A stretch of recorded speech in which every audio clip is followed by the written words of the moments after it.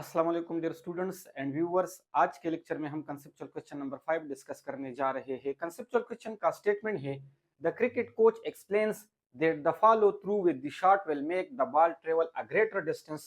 Explain the reasoning in terms of the impulse momentum theorem. तो statement का मतलब ये है कि एक क्रिकेट कोच ये क्यों कहता है कि follow through with the shot, जिसकी मदद से गेंद बहुत ज्यादा डिस्टेंस ट्रेवल कर सकती है। Follow through with the shot का मतलब ये है कि जब कोई बैट्समैन बॉल को हिट मारता है तो इस दौरान follow through with the shot का मतलब यह है कि उस गेंद को आप बैट की मदद से थोड़ा आगे की तरफ पुश करें, यानी बैट को उसी के साथ थोड़ा आगे की तरफ लेके जाए। इसी को हम क्या कहते हैं, follow through with the shot. इस चीज को हमने in terms of impulse momentum theorem के थ्रू एक्सप्लेन करना है। तो इसका आंसर है, following through with the shot increases the time of contact, thus increasing the impulse and resulting in greater momentum of the ball, making it travel farther। तो इसका मतलब ये है कि जब हम गेंद को follow through with the shot करते हैं, मैं बार बार बता रहा हूं कि follow through with the shot का मतलब ये है कि जब हम गेंद बैट की मदद से मारते हैं तो उस बैट को उस गेंद के साथ थोड़ा आगे की तरफ लेके जाना होगा। तो इसी को हम क्या कहते हैं, follow through with the shot. तो इसकी मदद से बॉल और बैट के बिटवीन जो टाइम ऑफ कांटेक्ट है वो बढ़ जाता है और इसकी मदद से हमारे पास इंपल्स बढ़ जाती है।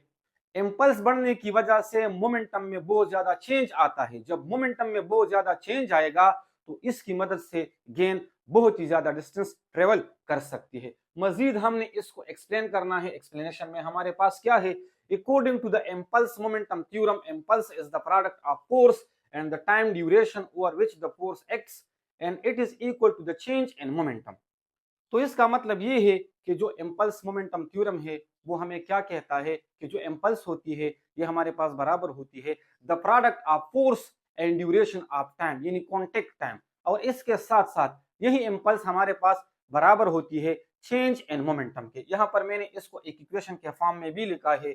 जे इम्पल्स की सिंबल है, इम्पल्स किसके बराबर, the product of average force and duration of time, और ये फिर किसके बराबर होती है, ये हमारे पास चेंज इन मोमेंटम के बराबर होती है। चेंज इन मोमेंटम किसके बराबर, final momentum minus initial momentum, clear, जिसको हम mvf माइनस mvi कहते हैं। तो मजीद इसमें क्या कह रहा है, when a cricket player follows through with the shot the bat remains in contact with the ball for a longer time, this increases the impulse applied to the ball leading to a greater change in its momentum. As a result, the ball moves with a higher velocity and covers a greater distance।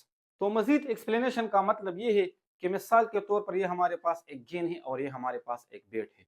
गेंद इस तरह से आके जब इस bat के साथ टकराएगी तो follow through with the shot का मतलब ये है कि हम इस गेंद को इस बैट की मदद से थोड़ा आगे की तरफ इस तरह से पुश करें, यानी बैट को आगे की तरफ उसके साथ लेके जाए। इसी को हम कहते हैं follow through with the shot. इसकी मदद से होता क्या है, देखो, जब गेंद इस तरह से आके इस बैट के साथ टकराएगी, जैसे ही ये गेंद कांटेक्ट में आ जाएगी तो इस दौरान इसी टाइम को हम कांटेक्ट टाइम कहेंगे।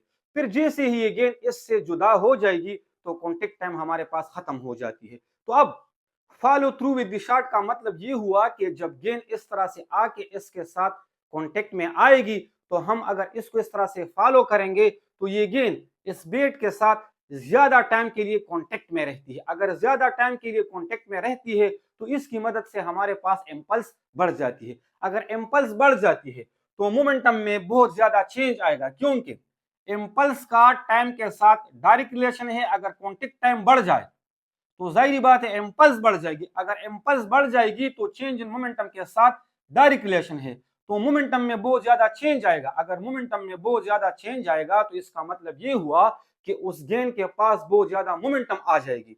जब बहुत ज्यादा मोमेंटम आ जाएगी तो गेंद बहुत ज्यादा दूर तक जा सकती है। और मोमेंटम में बहुत ज्यादा चेंज का मतलब क्या हुआ, क्योंकि चेंज इन मोमेंटम किसके बराबर होता है, final momentum minus initial momentum, यानी mvf माइनस mvi। तो इसका मतलब ये हुआ कि अगर मोमेंटम में बहुत ज्यादा चेंज आएगा तो इनिशियल वेलोसिटी से फाइनल वेलोसिटी कई गुना ज्यादा होगी। अगर फाइनल वेलोसिटी कई गुना ज्यादा होगी तो जाहिर बात है गेंद बहुत ज्यादा डिस्टेंस कवर करेगी। उम्मीद करता हूं कि आप इस कंसेप्चुअल क्वेश्चन को समझ चुके होंगे।